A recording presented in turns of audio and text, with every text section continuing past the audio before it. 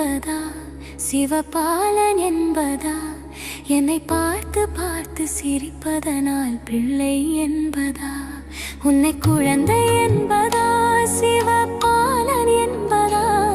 என்னை பார்த்து பார்த்து சிரிப்பதனால் பிள்ளை என்பதா, உன்னை அழகன் என்பதா, அருள் வடிவம் என்பதா, உன்னை அழகன் என்பதா, அருள் வடிவம் என்பதா,